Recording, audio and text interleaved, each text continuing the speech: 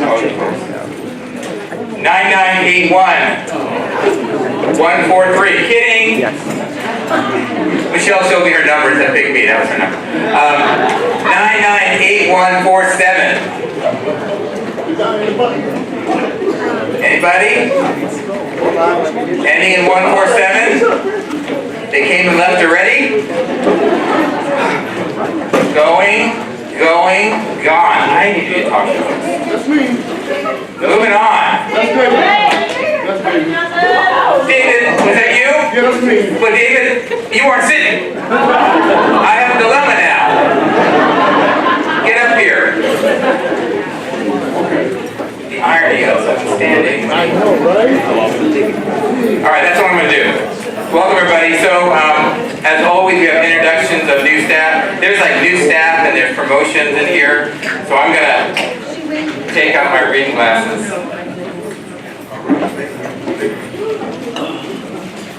Now find a seat. Alright, so first one up to introduce somebody is Calvin.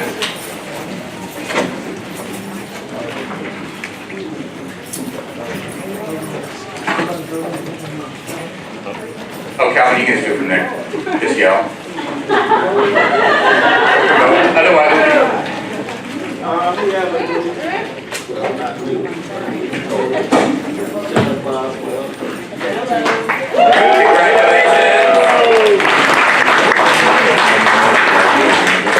Tammie, you have a promotion? Sal. Congrats.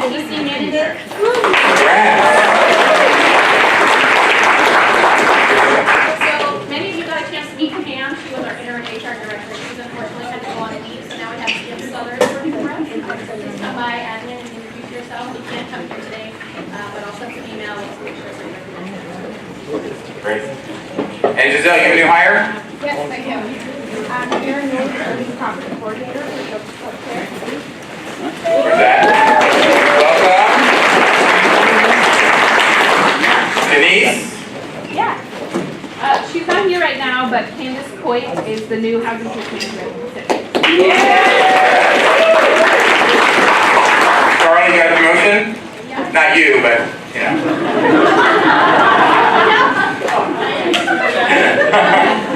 Hey, I've got Diana Johan, stand up, who moved from staff account to senior account. New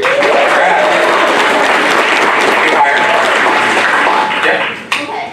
And for new hire, we have Ansley Lucas, who's our accounting manager. Congrats. Catherine, you have a few?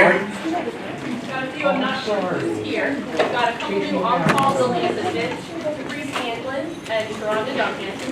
And then we're welcoming back Todd Napier to the floating gate. Great. This is going well. Kevin, you've got a couple of promotions and a new hire. Promotions. Yes, Walter Thompson is the building coordinator. All right.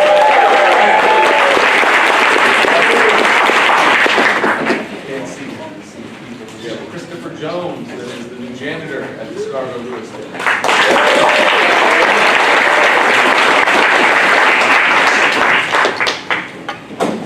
Did you have another promotion? Oh, I do. I didn't want to give you a promotion without, you know. Thank you. Gregory Hall, that is now a building assistant on the school shift. All right. That's the way to do it. Christina. Christina's at an HCC meeting right now, so I want to introduce the new case manager at Humphrey Hills, Hope Harvey, who is Trying to get a Christmas tree up right now. trying to get a Christmas tree up right now. Other duties- You know, when you're new, yeah, other duties aside. Marilyn, you have a couple. Yes, so Ryan Agnew has rejoined the social services team as the second float position.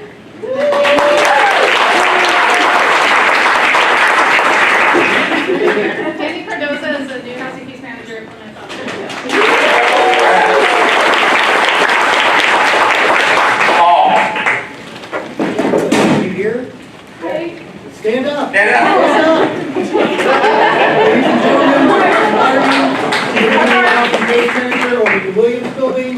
Thank you for being with us.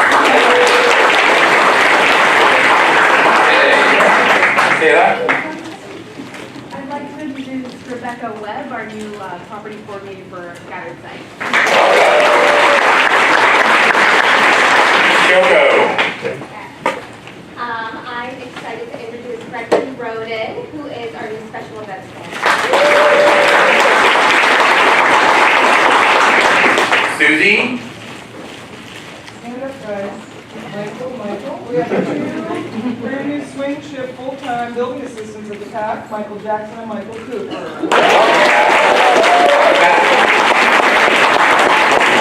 Trina. Our fabulous Megan Anderson has a promotion to do all things commercial.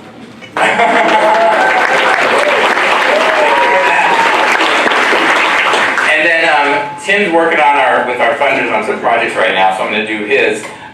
First of all, new hire, John Torrance, new developer. Senior developer. And then Bo got a promotion to real estate developer. All right. Did you get them all? All right, that's a lot. Lynn, oh yeah, she is on there. I need the reading glasses. Lynn, go ahead. Thanks, Paul. I'd like to introduce Grace Little, our new stewardship coordinator. Great. Okay. So I'll do one more before our next part of the program. I love doing this. 998 1 5 2. Oh, the new guy! All right. There you go, sir. All right. And then I want to invite up Trina and Jeremy for our mission moment.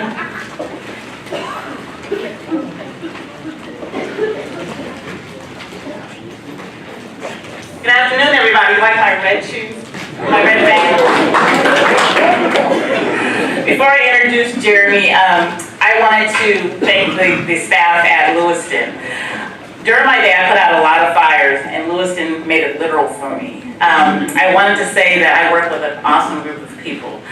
They made the going through that experience effortless. Everyone just jumped in. Everyone just knew what they were supposed to do. It was an awesome experience going through this with staff there at Scargo. So we got all the tenants out safely. The PM and social services team were on site. The fire department responded quickly. They put the fire out with limited fire damage. We had a lot of water damage, but limited fire damage. We only had to relocate 4 tenants.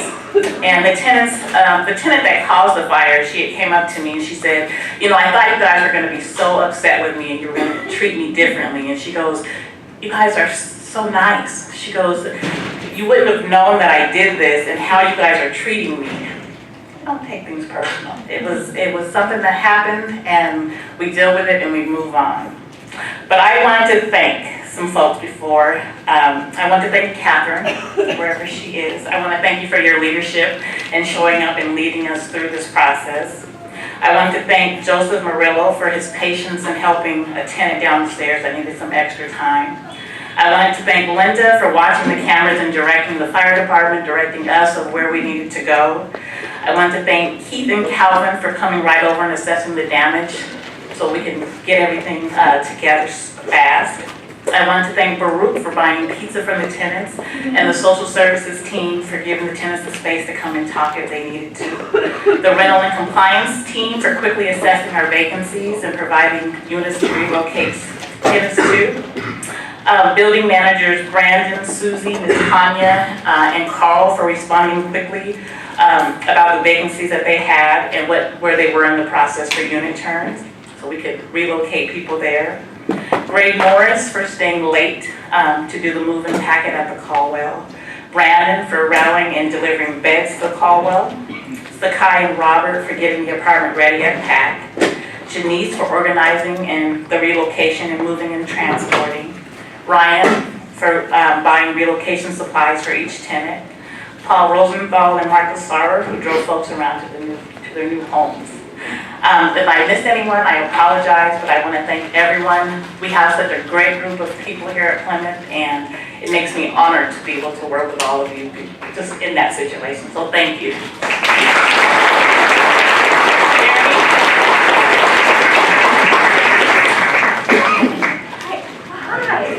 So I'm not Jeremy, right? He's on his way up for a different piece of this plan. But I just wanted to say, so there's one person who didn't get thanked in that, and that's Trina.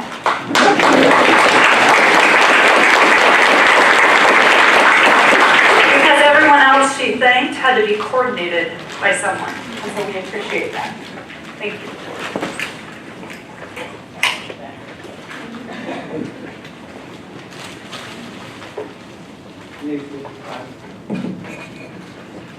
So I just want to share a story that happened last week that I felt was mission moment worthy for all of us. So I came to work last week, and it was one of those really cold days. It was like a 30-degree day.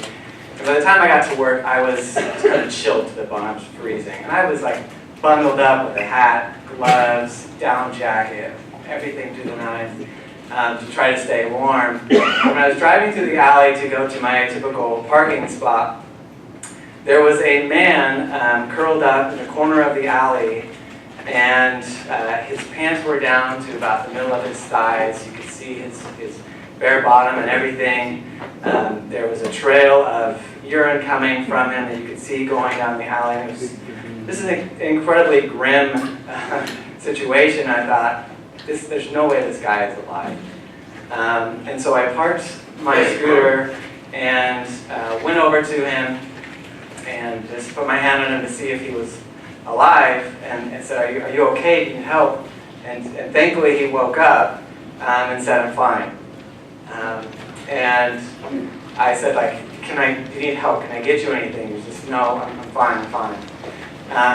And so I walked away just like with him kind of denying that help, but it just stuck with me as like, this can't stay the way it is. There's a guy sleeping in the alley, half naked, it's freezing cold, and I have to do something. And so I went to get a blanket and a cup of coffee, and I went back and covered him up with the blanket, put the coffee down next to him, and I again just put my hand on him. And he immediately just said, I know, I'm going. And I said, no, I just wanted to let you know I put a blanket on you, and there's some hot coffee for you if you want it. And he kind of turned over and looked at me in the eyes, and it just broke my heart, because in that moment, it was just so clear that coffee and blanket's not enough. And all I could do was just look at him and say, I'm sorry. I'm sorry you're having to sleep outside. I'm sorry that you're having to do this. And the fact that his response to someone touching him on the arm was immediately to think, I'm going to get pushed out of here. And instead of someone, when his first response should be like, yay, help is here. It just goes to show you like what he's been through, that we live in a time in a city right now that this is going on all throughout our city. His story is not unique. And it just made me think about how proud that I am to work at Plymouth, and I hope all of you are proud to work at Plymouth as well, because thanks to Mickey pulled the numbers, over the last year, 2018, we moved in 133 people off of the streets. And I think that was great.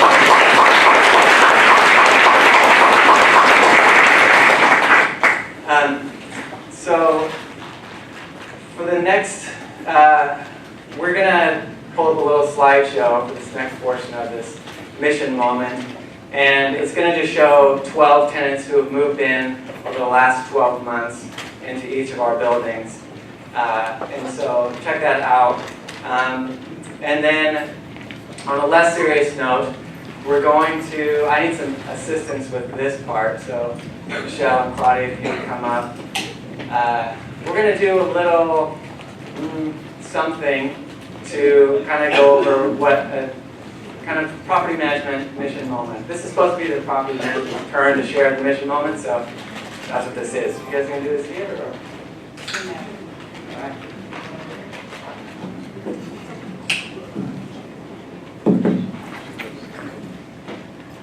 Oh, also, I just need to say that this is a work of fiction, so names, characters, businesses, places, events, locales, and incidents are either the products of the author's imagination or used in a very fictitious manner. So any resemblance to actual persons, living or dead, or actual events is purely coincidental.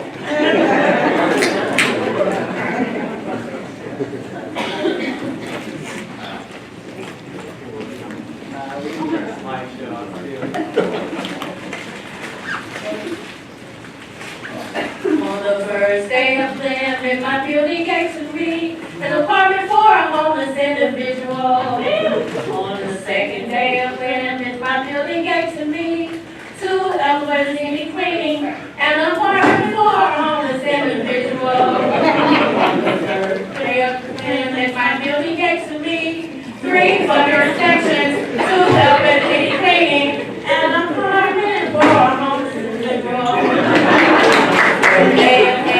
My building gave to me 4 extras from Kelly, 3 under inspections, 2 elevators needing cleaning, and an apartment for a homeless individual. I need everybody to get their keys out.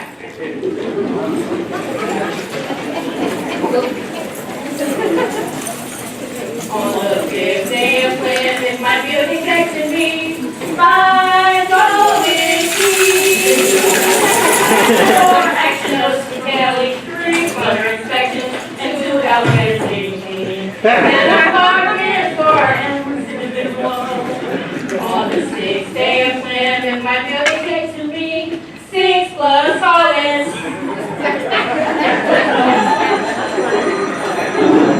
What's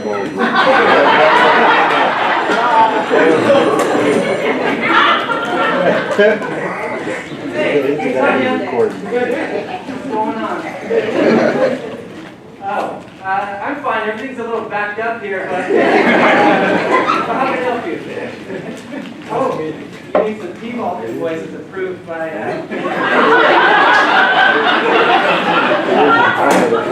I will take care of that and get those approved in a matter of moments. Thank you.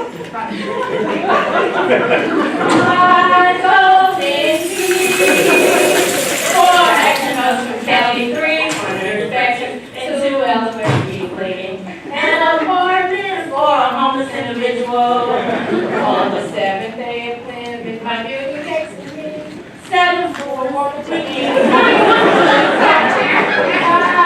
golden keys, 4 extras from Kelly, 3 under inspections, and 2 elevators needing cleaning, and an apartment for a homeless individual. On the 8th day of Plymouth, my building gave to me 8 smoking Texas TV,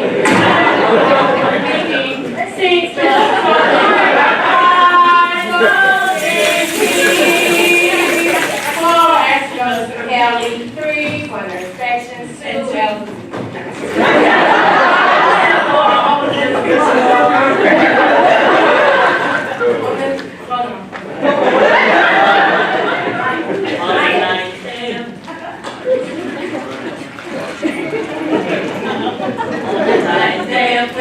my building gave to me 9 plus 5 papers, 8 smoke detector TV, 7 for water TV, 6 plus toilet, 5 golden keys, 4 extras from Cali, 3 for inspections, 2 elevators needing cleaning, and an apartment for a homeless individual. On the 10th day of Plymouth, my building gave to me 10 extra notes to comply. Take that notice. 9 places by neighbors, 8 photos take your leaving, 7 floor water leaking, 6 for the toilet, 5 golden keys, 4 extras for Kelly, 3 for inspection, 2 elevators needing cleaning, and an apartment for a homeless individual. On the 11th day of Plymouth, my building gave to me 11 meters by safety, 10 notices for 5, 9 complaints by neighbors, 8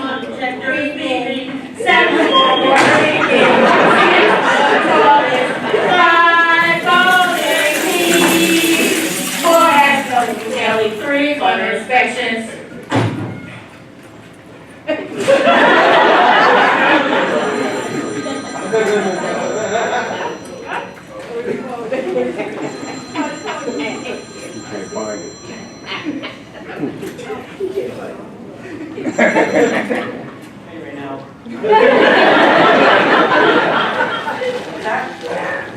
needs to visit a, well, all needs to visit a building. 10 minutes.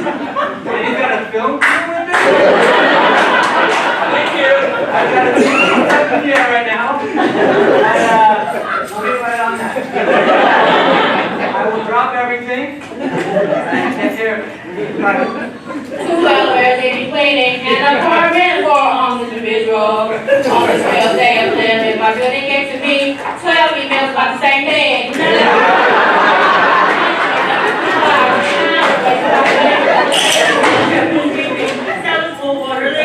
Six blood falling, 5 falling, 4 stones from Kelly, 3 butters, 2 elements, and an apartment for a homeless individual.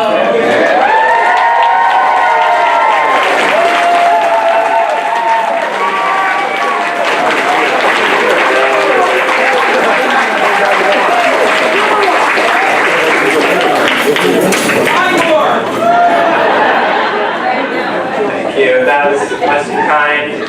Michelle and Claudia, thank you. Megan, thank you. That's kind of a typical morning of Property Management.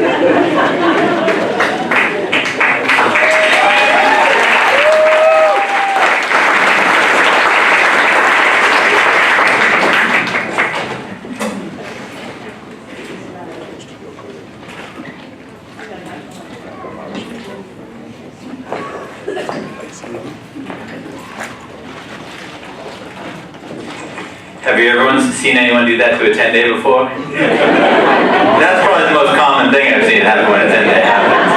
Yeah. So that must be what or comply means. Yeah. Throw it up in the air and yell. Yeah. Trina has something to say, a little speech plan. No, I'm just kidding. I get to introduce these fabulous people. Yeah. I get to introduce Michael Quinn. Marilyn, do you want to kick us off? And on top of all of that physical labor comes the emotional part, right? So this year Plymouth has really put a lot of intention and resources into supporting us through a lot of kind of the grief and loss that we deal with all the time. This year was really focused towards the people who are working in the buildings and directly with the residents. You know, every year we come to this all staff and we list off all the different residents who've passed away, and it's recognizing the impact. So today our guest speaker is going to be Joan Benner, and Joan is through the EAP program, and she's a licensed clinical social worker, and she's been with us 3 times so far this year.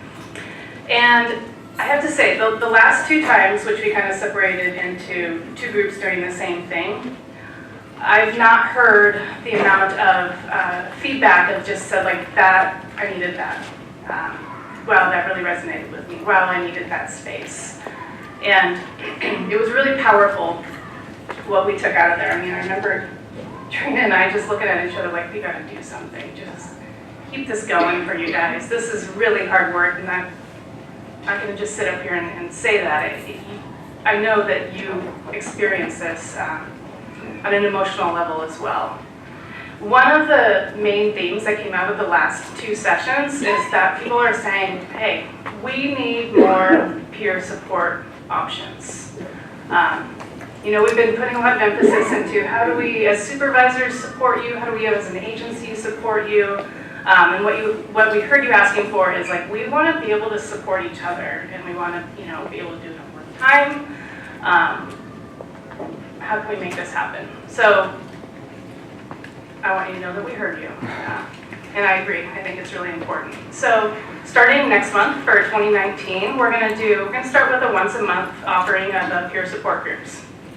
So what that will look like is inviting you guys to let me know if you would like to be a facilitator or leader of that. So tomorrow I'm gonna send out an email to all of you, and if you are interested in kind of being a leader in that, let me know, we'll get together, we'll kick this off. So that will be the plan for the year, but I want you to know that we're going to continue looking at that, like, is this working? What else do we need? What kind of support do we need ongoing? Because this work is hard. I'm looking at Danny right now. We just added a question to our interview process where it's like, how do you deal with death? And how do you even answer that in an interview, right? But you've been here 2 months, and you just had your second person pass away. It's real. I also wanted to say that Karen, who is the person that I've been working with at Wellspring, she's incredibly nice and just really gets the work that we do, and has been a wonderful facilitator of Joan and Penelope, who's also been with us a few times. Hi. Really understanding what is the work that we're doing, to be able to effectively provide support. And I think I sent this out in an email a few months ago, this quote from her, but I just wanted to reread it because it really resonated with me. And it was after I sent her an email kind of updating her on a crisis situation that happened in one of our buildings.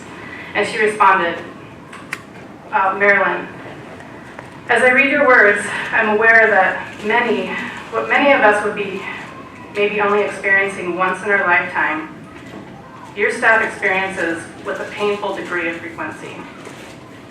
Feeling grateful for this work that they have chosen, aware that they are significant gifts and significant costs. So Joan's going to join us in just a few moments.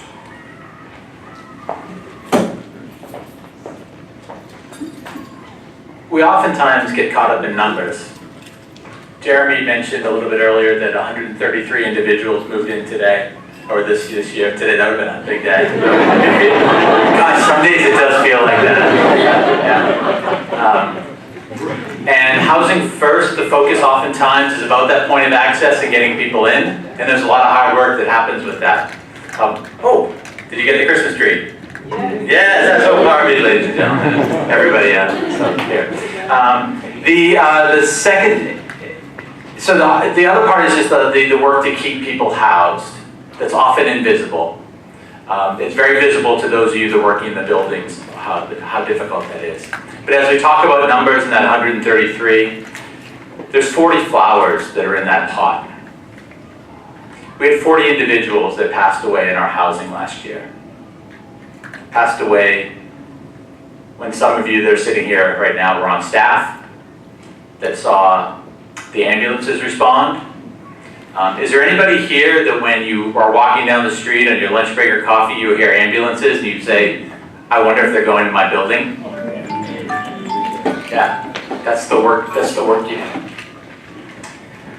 At the last all staff, we talked a bit about how this work sometimes can feel like hospice. And I want to step back, and that feels like correction, because it really is more like palliative care. Because the distinction between hospice and palliative care is that palliative care is when there's still pretty active treatment going on, but the focus still is around comfort, and it's around alleviating the pain that comes along with the symptoms of it. So it's trying to do two things at once. It's trying to not necessarily cure and remedy, but to sort of take some steps towards the alleviation of whatever that primary illness is, as well as providing the comfort. And that's what happens every day in our buildings. We do this level of palliative care every day. We do it for individuals that may be pretty disconnected from their families. We often, those of us working in the buildings, can become the family in many ways. We talked about the memorials that happen over the course of the year, and our experience from families. We can't believe that their loved one, their father, their mother, their uncle, their brother, their son, their sister, their daughter, died not alone, not on the streets, but in a place where they were surrounded by individuals that cared for them, that looked out for them. They know nothing about our have you seen me list, so they know nothing about our logs, they know nothing about the building team meetings where people come together and say, hey, I'm worried about this person, can you keep an eye, can you knock on the door and check on them over this weekend? They experience grief too. Grief takes many forms. Some of those individuals that have felt really honored by the ways that we've honored their loved ones have come back and volunteered with Plymouth. At Sylvia's place this year, Chris, who's one of the people that we mentioned here in the memorial, actually his family came and volunteered as a way of saying thank you.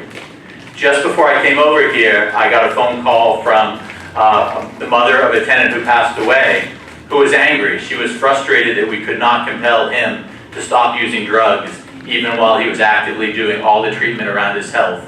And she felt like we let him down, not knowing that the option that she was seeking, the most likely outcome was going to be that he'd be back on the streets again, dying alone. Grief takes many forms. So, as we gather here today to sort of talk, we have two goals. One is that we're going to do our yearly memorial of tenants that have passed away while they've lived with us and been part of our lives. I do want to let people know that as much as we've endeavored to try to do a better job of letting people know when someone passes away, so many of you work in so many different buildings, and so many of our tenants, whether it's through fire relocations, whether it's through moving in hot, whether it's a reasonable accommodation, also have experience in different buildings. And there's some gaps in that, and I think that's something that Joan may mention. But the second half, as well as honoring these individuals, when this sort of finishes up, Joan's going to talk a little bit about what are some of the ways that we, that as an agency and as individuals, we can make room to talk about grief, to talk about this process, and not just let it be something that sort of festers away in us and sets us up further around secondary trauma that we deal with on a daily basis with some of our work.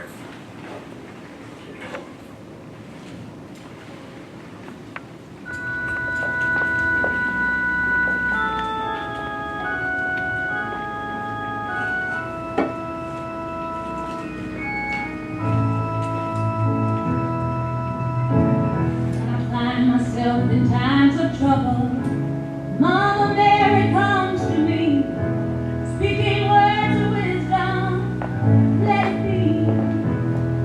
And in my hour of darkness, she's standing right in front of me, speaking words of wisdom, let it be, let it be, let it be, let it be. Whisper words of wisdom.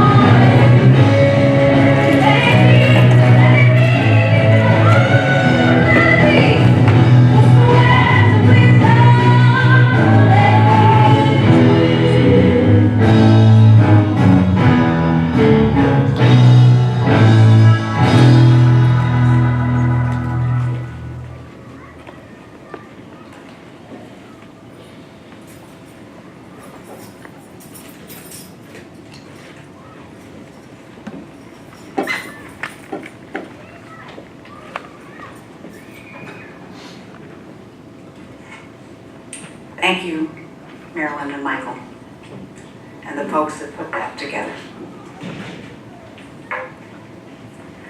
What just happened? What did we just experience? I want to stop right here, right now, and honor the thing that is always the elephant in the room for anyone who does the kind of work that you do. And what I'm talking about is the thing that most of us would like to avoid no matter what, and that's feeling our grief. I was telling someone I was coming here today to do a sales pitch on grief, and they looked at me like, are you crazy?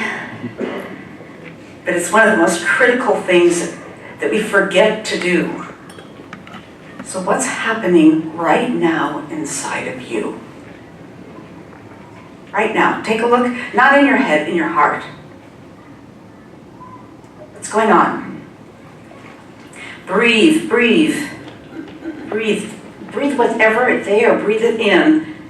That feeling, that sense, when you look at the flowers, Michael said 30, 40 flowers.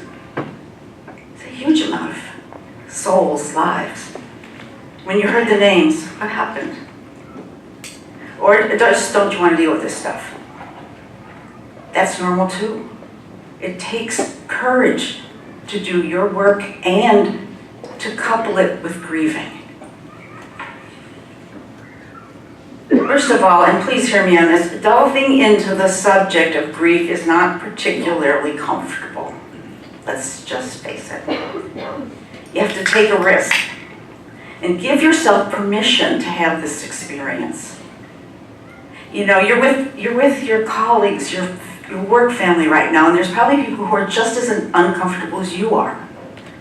So experiment a little bit. Just go into that feeling just a little bit right now. These are people for whom you work very hard to try to make something better. Notice if you resist feeling this or anything. Notice if you're annoyed or a little mad at me for even, putting this before you and asking you to do this sort of thing. Just notice it. This is the key to getting through it. Notice what's going on with you, especially if you just heard about a resident that you knew and you didn't know that they had died. Because I know that happens sometimes, even though staff tries so hard to get the message out. If you're able to watch yourself as you go through grieving, it may seem to you like there's sort of two people there. I mean, there's the person that's having the feeling, and then there's this person that's watching the person having the feeling. And what I want to say to you is that's a really essential piece of getting through grief, is to notice yourself. It might sound a little odd, and it is. But if we just go unconscious in this, it tends to stay. We get stuck in it. Now look, it really doesn't matter if you're an administrator and you work on the enormous amount of paperwork that there must be to keep this incredible work you do alive, and you don't ever see residents. Or you're somebody that works with residents, every single hour that you're here. It doesn't matter.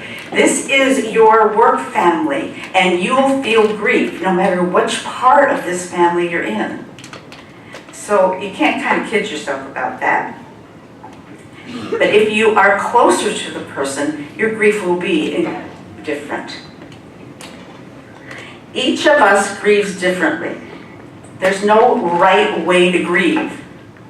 Now, sometimes you hear people judging other people for how they're grieving.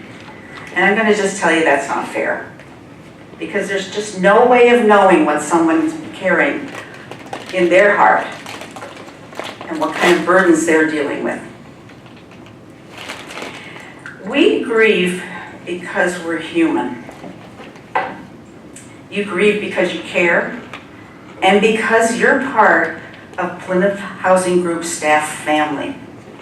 I mean, let's face it, You spend more time with these people than you do with your home family, right? So when something happens to one part of this family, this community, it's going to affect you, even if you don't even know the people in that building.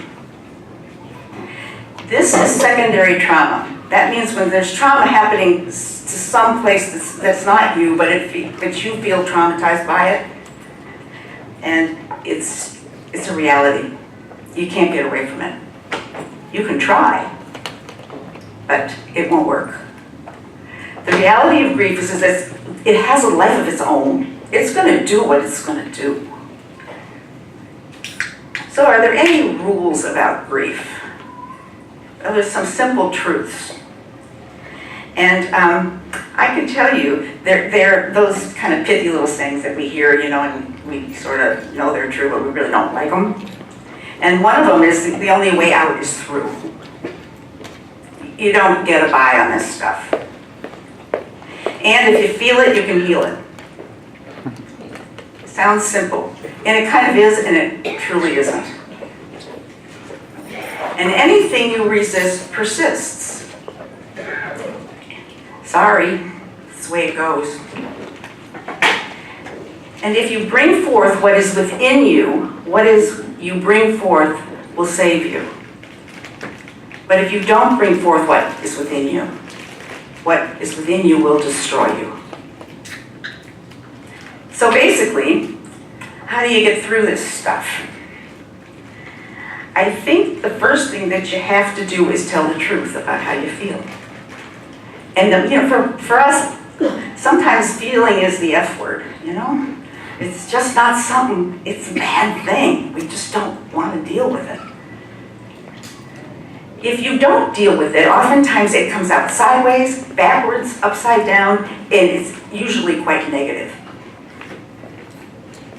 So what does a healthy grieving for Plymouth Housing Group staff look like? Well, if you're going to have to tell the truth, that's the place to start. That this is real. And you honor these people by feeling grief, and you also honor by letting that grief go. And we'll talk about some ideas on how to do that. Now, I've been here 7 times over the last 16 months. I've heard a lot of stories, been in a lot of buildings, and I have to say, these challenges that you have are so real. I'm not telling you a thing you don't know. But I just want to put a big sign. What you do is extremely difficult.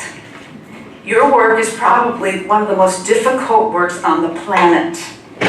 I kind of liken it to herding cats. And you know how close to impossible that is. I'm not saying your work is impossible because we know there's a lot of success stories. But it's extremely difficult. So you have to allow that. I want to add here that whenever I mention that I do some work with Plymouth Housing Groups to a colleague or a friend, right away I hear the most complimentary things about you folks. I really do. You have an incredible creed on the streets, I mean, and with people that are professional that know how hard this work is. You have a presence in the community, and it's an excellent one. People know about your efforts, and they hold you highly. So please know that. I'm not part of your family, and I hear it out there, because that's what I do. I go around and do this thing called critical incident work. And you know, when you hear counselors have been called in, well, that's what Penelope and I do. I've also worked with REACH for a while, and I've spent years doing chemical dependency work. And I'm a mother of a recovering LSD addict. So I get a sense of what's happening. So whatever you're doing, keep doing it, because it's working. As I see it, from the times I've spent with you, if you can learn 2 things. Number 1 is how to balance self-care for you. And secondly, how to talk to each other around grief. I think those are the big deals here. If we could make that like the blocks of your success. Number 1 is self-care. You know, if we took care of our cars the way we take care of our bodies, well, there'd be less traffic in Seattle because there wouldn't be very many cars. And so, think about it. I think you'd be pinching yourselves, frankly, about how much better you'd feel. Self-care and talking to each other around what you're experiencing, around the enormity of the death that you have to face over and over and over. You know, most people get a little time to kind of settle in and learn to get to it. You know, we know the 5 stages of grief, and we get down to acceptance is the last one. You don't ever get close to that. You don't get time to do that. Now look, if you buy into what I'm saying, that there's a need to grieve, even if you don't want to, what's the best thing you can do to get the sadness to move on? Well, then the deaths aren't going to stop. We know that. And the people that you work with have challenges to begin with that you had nothing to do with. So we talk about telling ourselves the truth. I think it's recognizing exactly what you said, Michael, is that, you know, sometimes what you do is give them a soft place to land so they don't have to die outside. And that's a fabulous thing. So be careful about kidding yourself that you can cure them or putting energy into expecting certain goals from these people. Maybe some will meet those goals, but some won't. And that makes you suffer more if you've set a goal too high.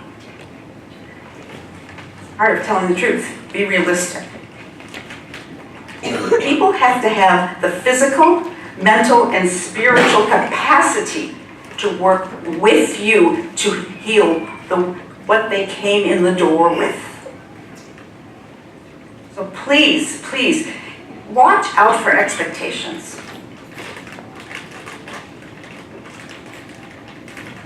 I guess I'm trying to say something that's quite simple. Feel your feelings and keep them truthful.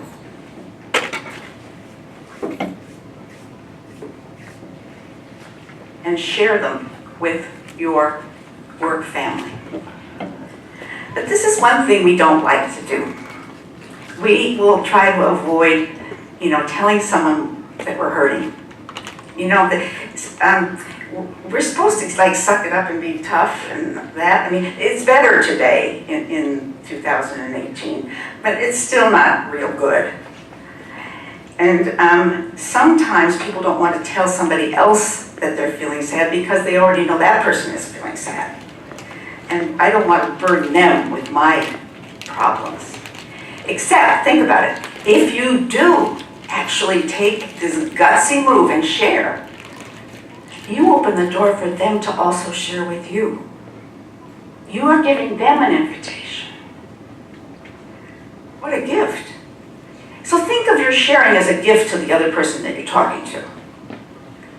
And, sometimes people say, well, I don't know what to say. Well, how about just saying, how you doing? Keep it simple. Sometimes people just, they just say, I don't know, I just, so-and-so died and I'm just, do you want to talk a little about that? One question you can ask somebody if they're really sort of stuck in it is to say, well, tell me what you liked about him. What are some of the things, did you learn anything from him? You might also ask, were there some of the things that really he was kind of difficult to work with? Or just, how are you doing? You don't have to think of something fabulous to say. Remember that saying about how people won't remember what you said to them, but they're going to remember how you made them feel? That's the deal. What are some of the other things that we do to avoid getting into our feelings around grief? Michael and I were talking about this, and he said he'd be happy to just weigh in with one of the things that happened to him just lately. Yeah, Joan and I had a phone conference along with Marilyn at 2:30 on Friday. And as this isn't unique to me, my role, my department, this is something that should speak to anybody here. But as this was coming up, I wanted nothing to do with this damn meeting. I didn't have any time. I didn't have any time to sit and talk to this woman about grief and do planning for this memorial today. And it's not that I was in the step of denial around it or avoidance, it's just that I didn't feel the priority of making time. And as I look at sort of Jeremy's role playing around property management, how can somebody that is living that life actually find the time to pause and create?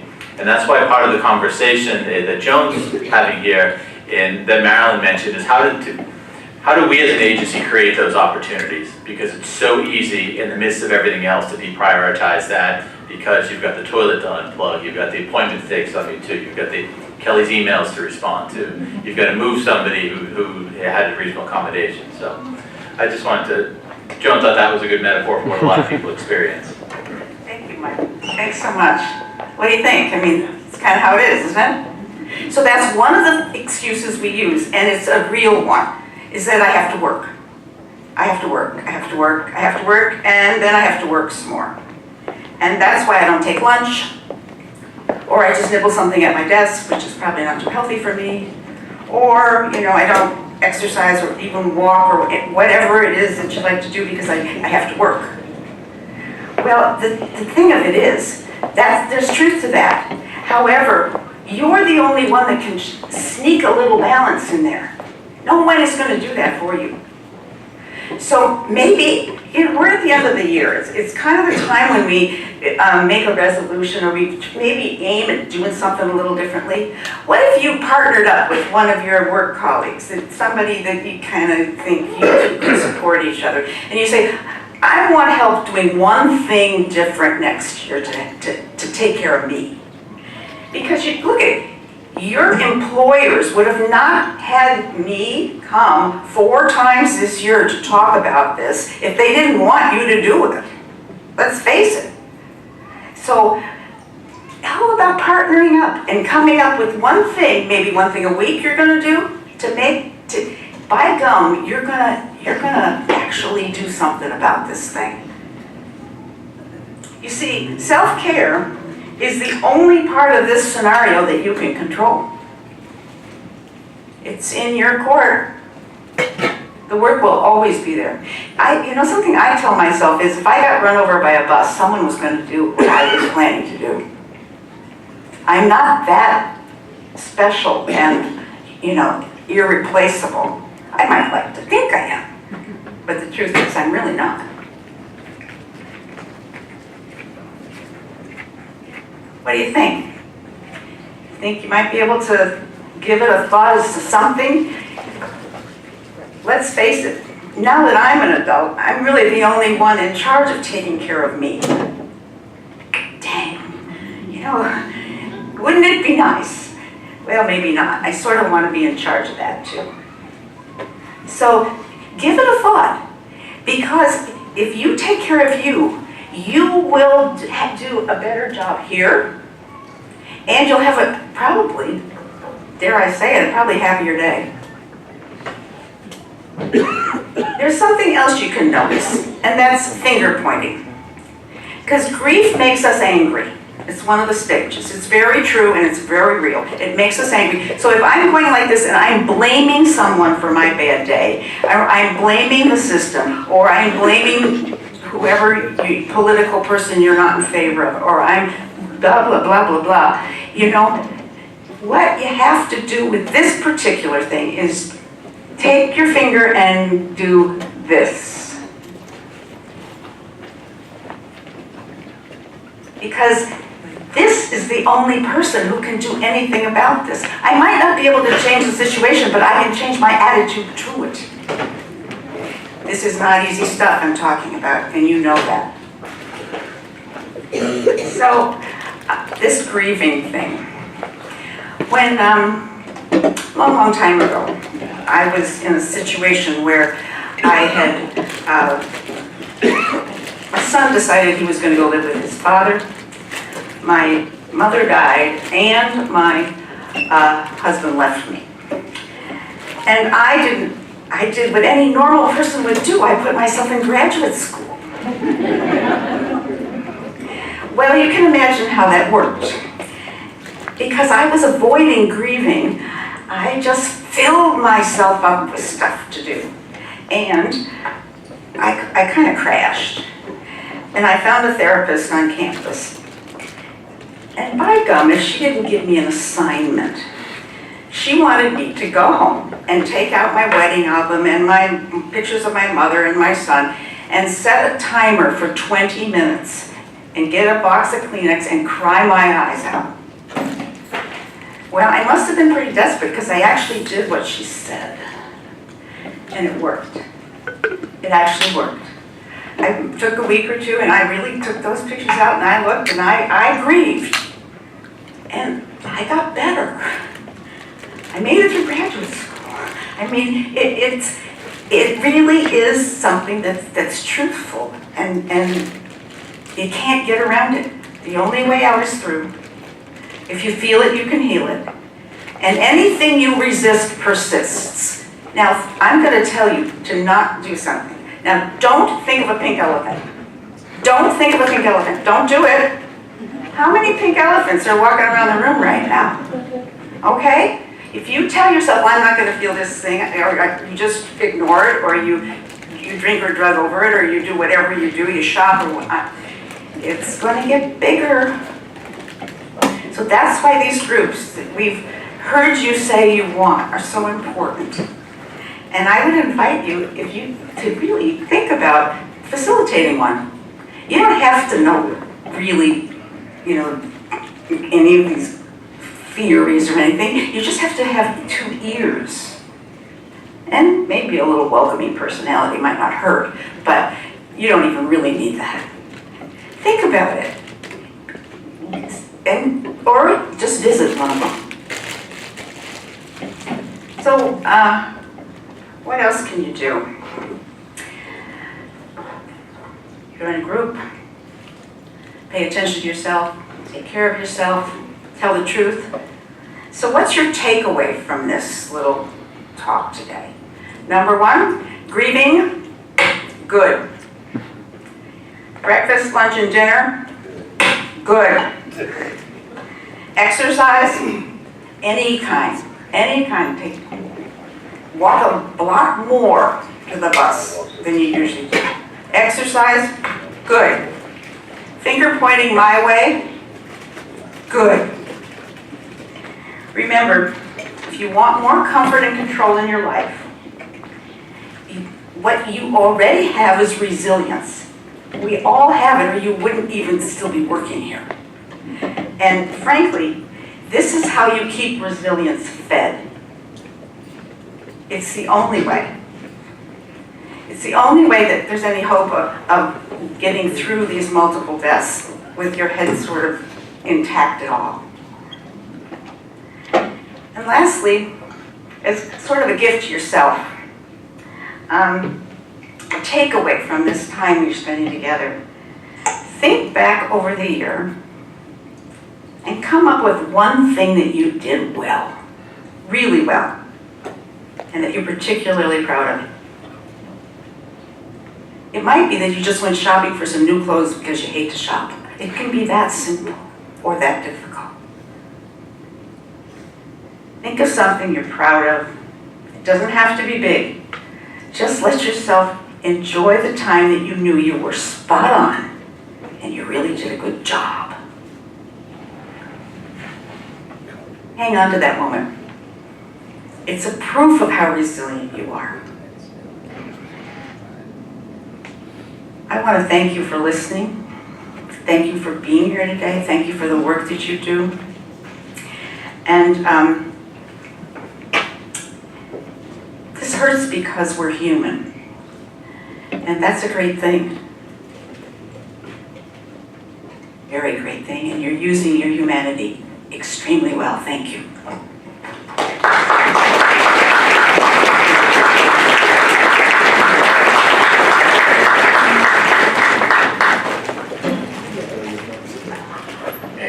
Thank you, Joan. That's great. I want to echo, especially loss in our buildings, I know is so feel so much, and you guys all do a wonderful job. Tom and Tyrone are two residents that I've known for a very long time, and I'm very sad to hear about their passing, especially just recently Tyrone. He was a board member of ours, one of our first resident board members, just an amazing guy. So if I'm feeling that, I can't imagine what you feel when you work with the day-to-day, so thank you. And I'm gonna talk about the budget, the next year's budget, and also about the capital campaign. And I'm gonna reverse the order based on something Joan said. Talk about the capital campaign first. So we, and talks about our reputation out there. We did our first capital campaign back in 2001, 2002, we started it. And that was giving our ability to totally renovate the St. Charles, do the old St. Regis Hotel, Plymouth on Stewart, do Haddon, how many times have we done Haddon? And build Simons. And it was, one of the reasons we did the campaign was we were doing all this great work, but people didn't really know about it. And so we used that as an education tool, and it was successful. But I think the whole private goal was 14 to 16 million, might be high there, and over a 3-year period. And we accomplished it, but it was really tough. Then we did another campaign, we did the Williams Project, a smaller one, and that was easier. And now we're out there doing a huge capital campaign, as you're all aware.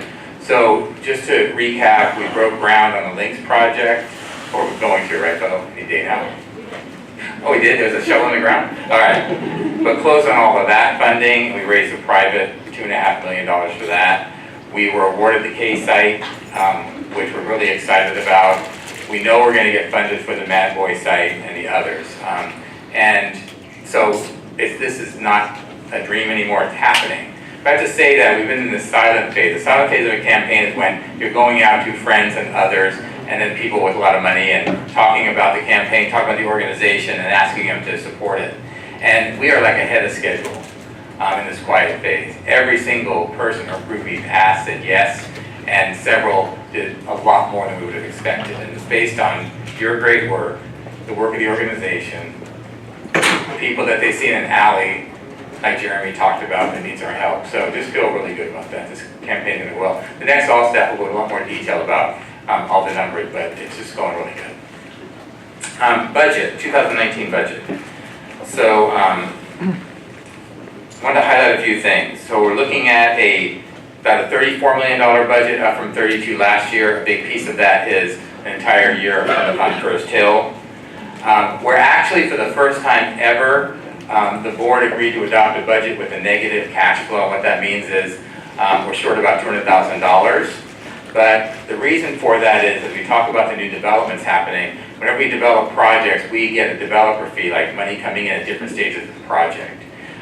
In last year, I think it was something like $850,000, and this year that we got the developer fee. Next year, only because of timing, we'll see $400,000, but the year after, over $1 million. So we talked to them about a 5-year projection of developer fees, and that's where we're going in under budget. But again, generally during the year, you guys keep expenses down and fundraising ends up being more successful than we thought, so we'll probably balance that out. But I just thought it was really good of the board to take a leap of faith and let us do what we want to do in this budget and go into a deficit. They're really fine with that. And it's nothing to be scared about. We have the money, we're going to get it, it's all good. A couple of things to highlight is I just talked about the capital campaign. We sold, and we're selling, in the process of selling, the air rights. What that is when we have our buildings, our old historic buildings, those are there forever. The zoning allows us to build higher. And so we can sell those air rights to another group that wants to build a bigger site. And so we're doing that with the Pacific in St. Charles. We have about $2.4 million coming in. And a lot of times the city will say, if they get their approval, say, well, use that for your campaign or for something like that. Not the private of our campaign, the money they would give us. And we argued with them that we wanted to keep that for those buildings. So those will go into the reserves of those 2 buildings. We'll do some of the capital projects. And then besides the operating budget, we have $1.6 million coming out of reserves to do projects in most all the buildings that will be taking place. And you'll see a list of that later throughout the year, capital needs. There'll be a January for non-union, there'll be a 3% increase. And for union, as part of the contract, I think it's roughly about 2%, plus you'll get a 1% or so on your anniversary. I I don't know exactly, but it evens out to what we're doing for the rest of the staff. That's our goal every time. A little mistake in your paychecks. Yesterday, I apologize. There was a typo. It was a $100 bonus, but somehow it was $1,000 given. I don't know how that happened. We'll be taking that out of your next paycheck. No, I'm kidding. No, we know it's tough out there for everybody, and we couldn't increase salaries as much as we want in some cases, but we had the ability this year, the way this year went, to give a larger bonus. We can't do that every year, but I wanted to make sure myself, leadership, and the board was supportive to give you all that this year, so we're happy to do that. Thank you. You're welcome. And then a few new staff. I think in property management is hiring another janitor. Maintenance later in the year of 19 is hiring another maintenance tech. Social service team of floating case managers, we're getting all these right. And then because of the trajectory of this capital campaign that's happening and the capital building of all the new buildings, we hired now a new person in both resource development and real estate to get us going. Because believe it or not, even though those buildings, for instance, are going to come one after another, we had to do pretty much all government applications for most all the projects we're going to be doing. So a lot of work as we wait to hear about that funding. So that's the budget. And I want to answer questions if people have questions about how we do the budget or how it's put together. Any questions about that? Okay. I want to give a big hand to all the leadership team who worked in their areas of the budget, especially the Diane, Carl, and the rest of finance for putting it all together. It's quite a chore starting months and months in advance, so if we can give those folks a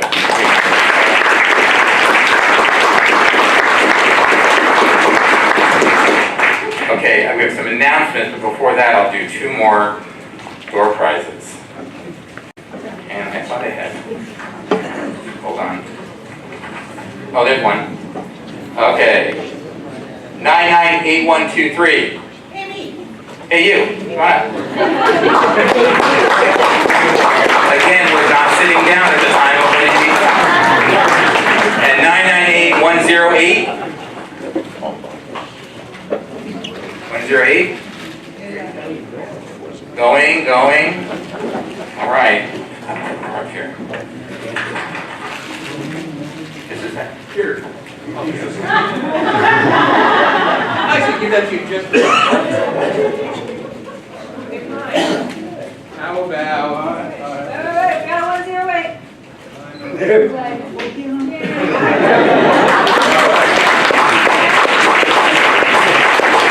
Should I call out who doesn't get it now? I want to see the rundown. All right, so. You take that before.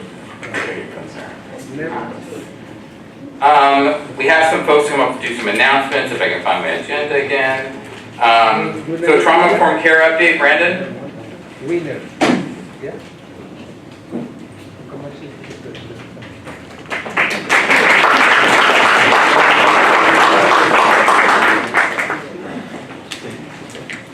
Hello. So a little over 4 years ago, we decided to adopt trauma-informed care as an agency. And I think for many of us, we were already implementing a lot of that towards our residents. But something that we have heard from a lot of staff is that we can do better in implementing that with each other. And so that's one that we're trying to figure out how we can better support each other so that we can practice self-care, so that we can be present for our residents and give them better care. So we put together a survey that should be going out tomorrow.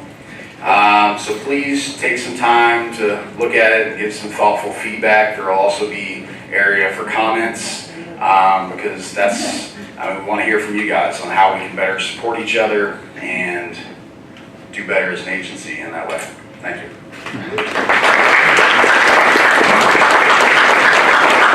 Tammie's going to come up, and then I think Lynn's going to come up. Brandon? Get it? Go to next. Okay, you guys, so we have our staff appreciation event coming up on Monday.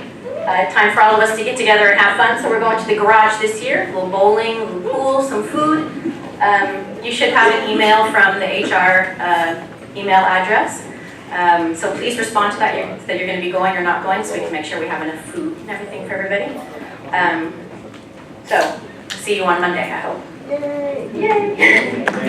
And then we have one more announcement. So it's getting to be winter time. That means snow is going to be coming and possibly having to close the office.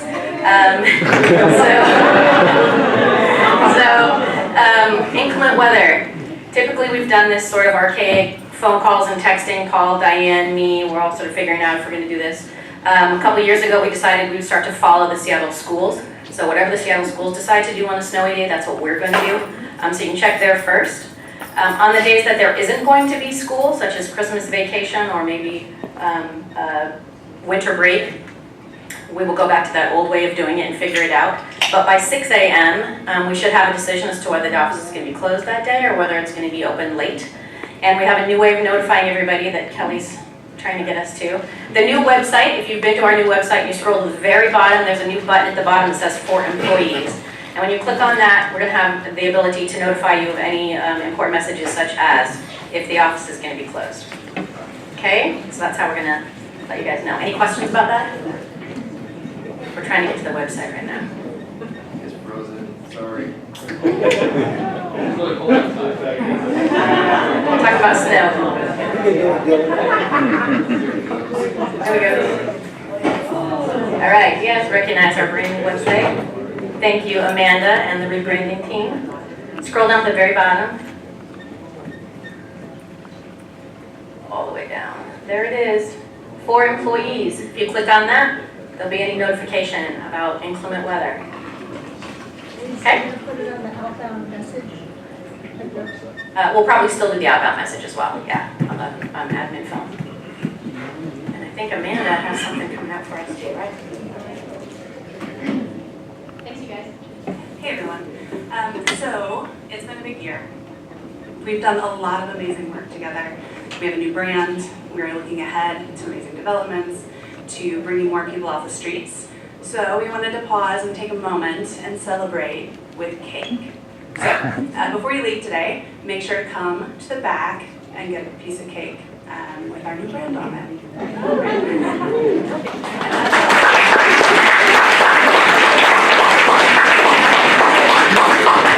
That's it.